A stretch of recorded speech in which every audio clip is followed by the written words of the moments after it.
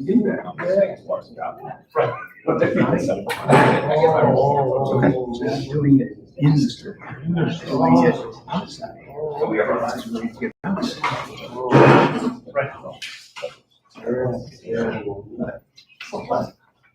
Currently, I don't think there's, I know that this doesn't have.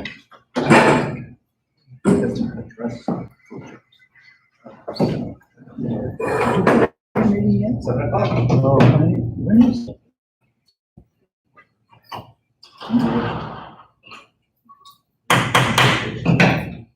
So they haven't. Good evening, everyone. Don, Paul, welcome. Welcome. Thank you. I'll open up tonight's meeting and I'll ask the clerk to call the roll. Mayor Patricelli, Present. Councilman Torricello, Present. Councilwoman Dunn. Present. First, we'll start with the Pledge of Allegiance, please, if everybody. Please. I pledge allegiance to the flag of the United States of America and to the republic for which it stands, one nation, under God, indivisible, with liberty and justice for all. All right, thank you. To start it off, I'll ask the clerk to read the minutes of the previous meeting. Mayor, I will make a motion to dispense with the reading of the minutes of the April 15th meeting. I will second that. Okay, so all the discussion, I'll ask the clerk to call the roll, please. Councilwoman Dunn, In favor? Councilman Torricello, in favor. Mayor Patricelli. In favor. Next on our agenda is reports of officers and committees. That's you, Joe. Sure, I'll start off from our perspective. The mayor and I have had a couple of meetings with businesses within our community or coming to our community. One was on, housing opportunities, which we're now looking at is how that could be maybe turned into commercial opportunity, which would enhance one of our parks. Just met before the meeting here, we met with a small brewing company that's looking for expansion. I think brewing companies nowadays are pretty hot. Hopefully that'll be something that could be that potential start of a catalyst, to the city of Watervliet. We had our bike path paving kickoff meeting on Wednesday with Barton and Judas, members from our DPW and the paving company, as well as the inspecting engineers. We looked at how the center line of our roadway is going to be changing, which actually means now that we have about 16 catch basins that need to be repaired along the way. Fortunately enough, those are chip-related funding streams, so we could use CHIPS money if there's no more money left in our bike path. So hopefully we don't have to come back to this body to approve that. But we're checking into the cost of those improvements right now, and what may be left, what dollars may be left on the table from the bike path component. And lastly, again, today was a busy day. We met with Senator Breslin, talked about some upcoming projects that we have, some upcoming concerns that we have with our relicensing of our reservoir and our dam. And he seems like he is very engaged with us, or he appeared to be engaged with us today. He wants to, summary documents on that so we could actually help him move away. So that's all I have, Mayor. Unless you have any questions of the council. Anybody? Do we have a target date at all for when Broadway might be paved? Yeah, so we started talking about trying to get within May, within the next week or two. But they pushed it off just a little bit for weather-wise and the sealant and the epoxy that we're using on it. So it looks like that first week of June to pave and go right all the way through finish. So I think it'll be about a 3-week period. They just sent me the staging and also what phases are going to be done first. But we're more concerned about some of the areas when we get into where we don't have parking. So that was one of the things we looked at the other day, and where we could put people to park. But again, we're going to go from milling, and we'll complete a stage, and then we'll work our way right back. And then right after that, we go right through and strike everything right now. Okay. So it was a good meeting. I think we talked about a lot of the changes that were needed that we heard from the public along the way. And hopefully this will be the last component of the project to call it a day. Thank you. Can I ask you a question, Joe? Sure. Where's it gonna start, and where's it gonna end? So that was gonna be, that's the next question. They have to respond back to me. When they first talked about it, Don, it was gonna start at the 4th Street Tunnel and work their way this way. Then there was conversations during the course of the meeting of coming from 23rd and working backwards. Now that we have all the work that has to be done, like I said, there's 16 catch basins. The majority of them are right within the center.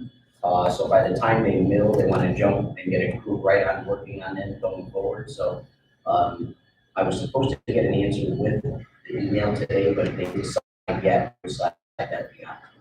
But certainly you can always email me so I can have your address and I can tell you what they decided.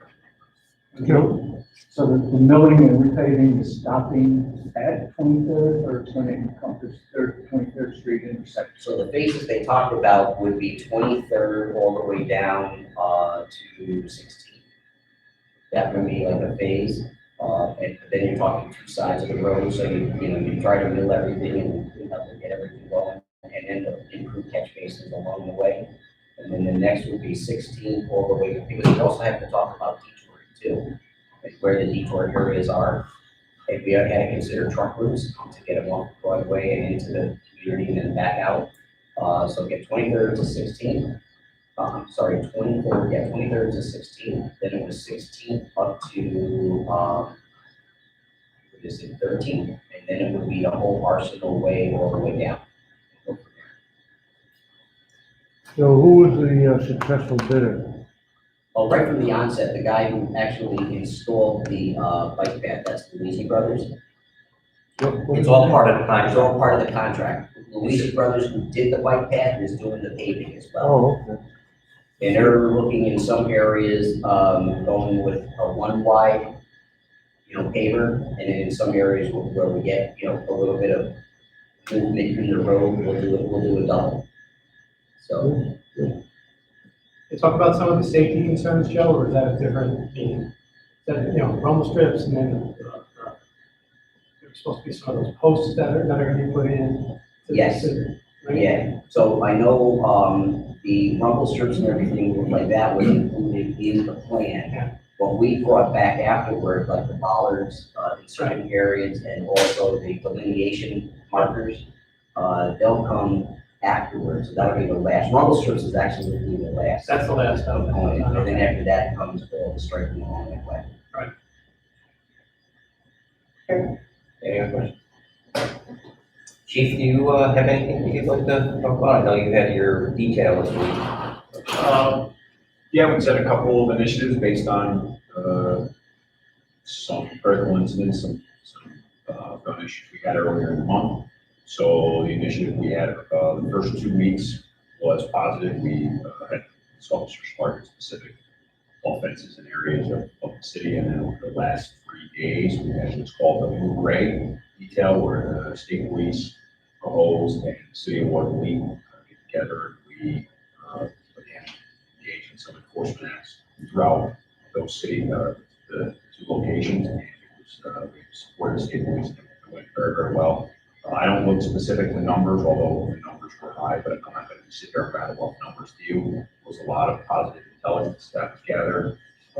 Some drugs details earlier in the month. There was 3 handguns. This particular one over the last 3 days on it was drugs and a lot of good intelligence gathered. Thank you. Okay. If there's no other, I got a reports of committee, let's go into old business. Hopefully we have it. There is no old business this evening. Then we'll head into new business. First order of new business is ordinance number 2045, and this is an ordinance of the city of Watervliet amending section 260-30, subsection C, sign locations of the code of the city of Watervliet. Your Honor, I'll make a motion that we move on to ordinance 2045. I will second it. I believe this is just a removal of the sign. It is just a removal of the sign in that area. So it's amending the law. Okay. Thank you. Let's call the roll, please. Councilwoman Dunn, In favor? Councilman Torricello, In favor? Mayor Patricelli. In favor.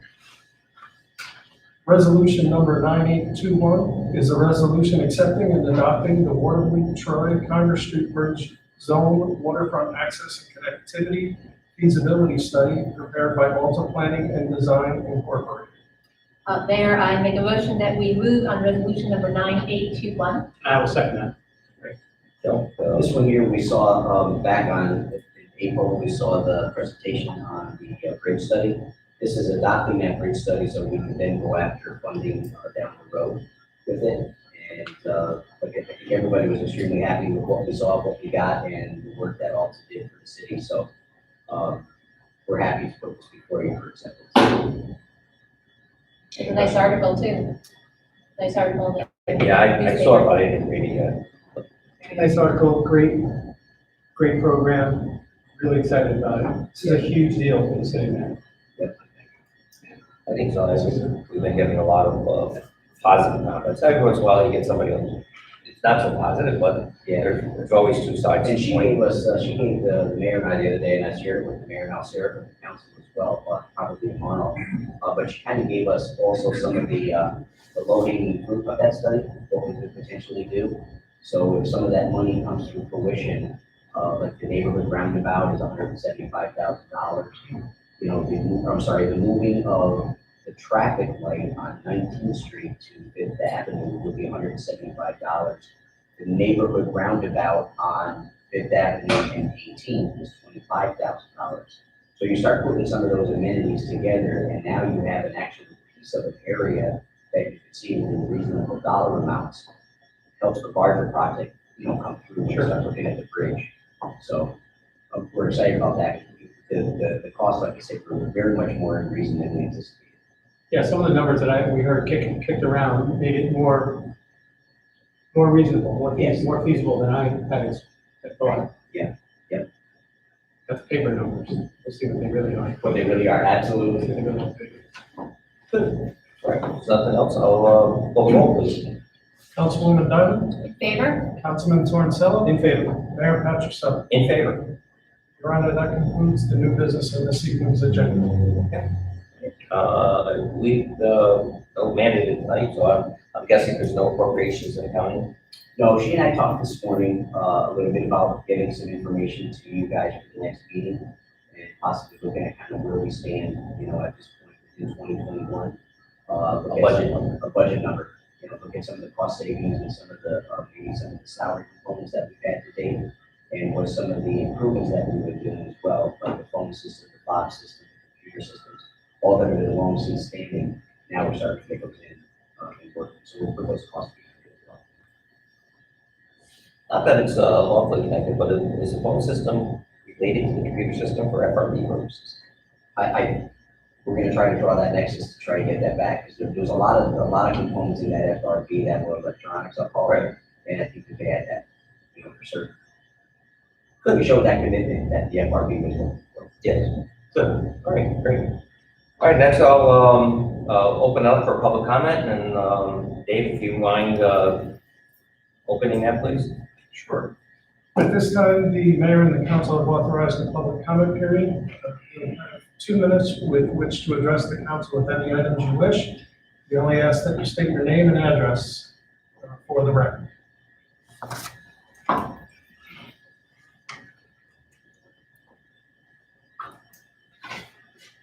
Paul Eubank, 1500 12th Avenue, Watervliet, New York. I'd like to start by thanking the mayor for having the potholes addressed on 19th Street. But Mayor, there's one pothole still existing. I don't know if it's in the city limits or not.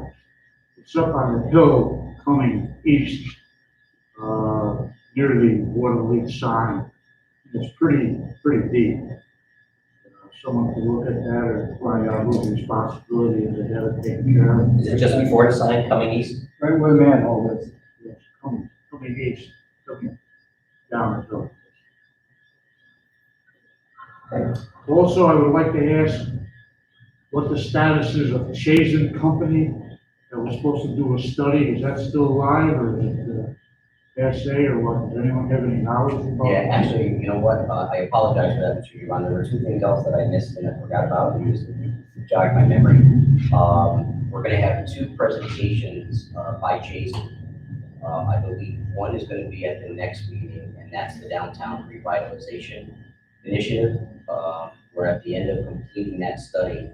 So we need to adopt that study as well because the DRI funding is proposed to come out by July of this year. There should be a NOFA, a Notice of Available Funding, that's coming out. So we will have a presentation on that.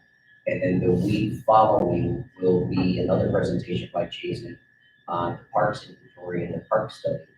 So again, we can start putting those things together and start to now update our comprehensive plan. So I apologize for that. Yeah. That's great, because I haven't heard anything about changing in quite a while. I was wondering. Yeah, so we're gonna try to, at the next meeting, we're gonna try to call a 6 o'clock public hearing for that study. And then 7 o'clock, we'll have another presentation for the council as well. Very good, Yeah. thank you.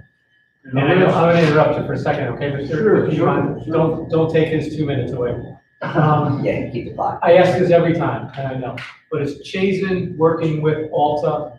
And are they sort of working together? Not on this one, Peter. Unfortunately, what happened with this one is Jason was the sole contractor back in the day. This goes back to 2019. Right. So the mayor and I are going to be meeting with Alta on the 14th on other specific things that we could bring their expertise in and their talents and design work. So we can look at this. In other words, I don't think that the designs shouldn't be competing. They should be collaborate. That's why we're bringing. We mean, right? Yep, We all. That's why we're bringing Lindsay in to talk about that version of that information. Okay, got it. Sorry, Mr. Ivan. No problem. You got 2 minutes. My last thought, is there any new developments with the church? Has any work been done or anything happening or rental or whatever? We've applied for another public facilities grant through the state. They had a CFA round of funding for the remaining monies left over for 2020. And we've applied for that. We hope to do sometime in the next couple of months. If we're not successful there is another round of funding coming out later this year for the 2021 round of funding. And we will apply for it at that time as well. Is there any work been done in? I know it needed a heating system. Is that ever accomplished? The heating system has been installed and it is working. Oh, good. And I have control of the heat right here, Paul. Right here. They called me today. It says, can you turn, the heat isn't on. I go, yep, that's right. It isn't on because I didn't turn it on. I go, put a coat on. It's nice out. I know you're not kidding. It's all the truth. I know you're not kidding. I'm kidding. Some blankets. They gotta have sweaters. It's getting nice out. It's May. It's May. That's all I have. Thank you. Thank you, Paul.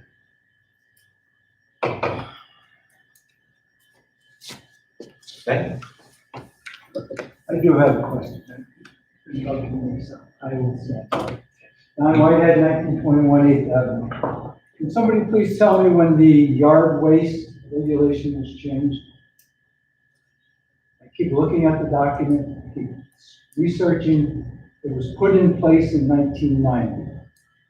In 1990, you were allowed to use barrels. You went to City Hall and you bought the strip from the city that said Watervliet yard waste for $1. Now the regulation doesn't say that anymore. The code now says you have to use a disposable paper bag, which is supplied by the city.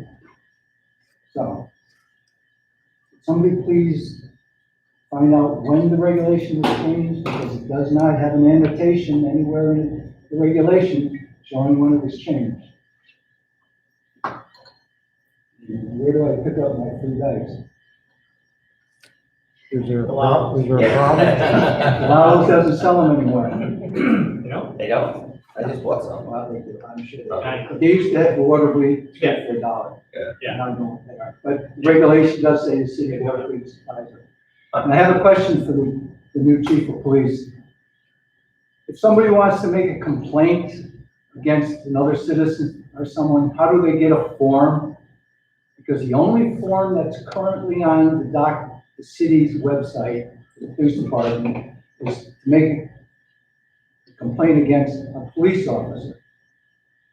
The last time I came down here to talk about getting a form to make a complaint, I was told we're talking to the squawk box. All right, which sends you to the dispatcher down in Albany County. So is there a location that you can pick up a form, or is there such a thing? No, there isn't. We don't have a digital reporting system, so to speak, or a civilian reporting system. So if you go to the desk and hit the button, the dispatcher will have a police officer come in to speak to you. And based on that conversation with you, they'll make a determination whether a report is warranted or not. Previously, there used to be a little machine in there, That's, and there was a form in that. that machine apparently had some technical issues and has been removed, so. There's like a vending machine for incident reports? Now, you can, for some agencies that have high volume, you have to fit a certain criteria, they can't be violent, Oh, right. they can't have damage above, so lower level offenses, you could come in and then at the end of the day, a supervisor will just review them and determine where they go. But, If you were to call the dispatcher and speak to the dispatcher by phone and make a complaint, an officer would show up at your house, right? I mean, if it was, if they viewed it as basically a legitimate Yes, of course. complaint, they Yeah. show up at your house and they take the information, right? Yes.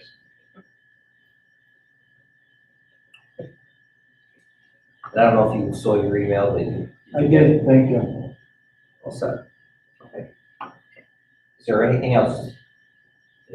Okay, we'll close the public hearing. Any other comments, or questions? The only comment I want to make is, Councilwoman Diamond and I had a chance on, when did we go, Sunday?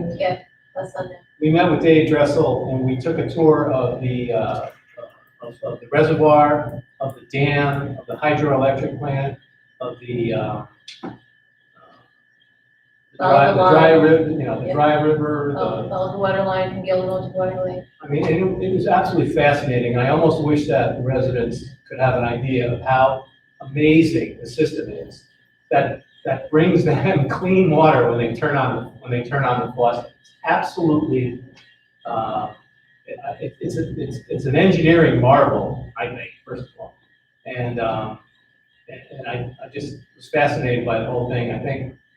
I know the mayor's gone, and the mayor's gone and Barbara's gone, I think, a couple of This times. was my second time. This was my yeah. first time out there, and to hear about how all this works is one thing. To see how it all works is pretty amazing, and I guess just thanks to thanks to the water department for giving us clean water, first of all, but thanks to Dave Dressel for providing the tour and educating us. So we had a good. Amazing. It is fascinating. Kind of different than the down at that dam. Oh, you're not kidding. All right, if there's nothing else, I'll ask a motion to adjourn. I'll make a motion to adjourn. I'll second that. Okay, call the roll. Councilwoman Diamond, Favor? Councilman Torrance, In favor. Mayor Patrick. In favor. Thank you, everybody. Thank you. Enjoy your night.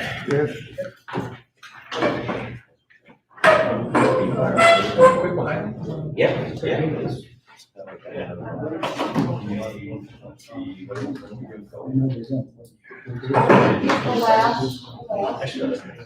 Everybody's so used. Oh,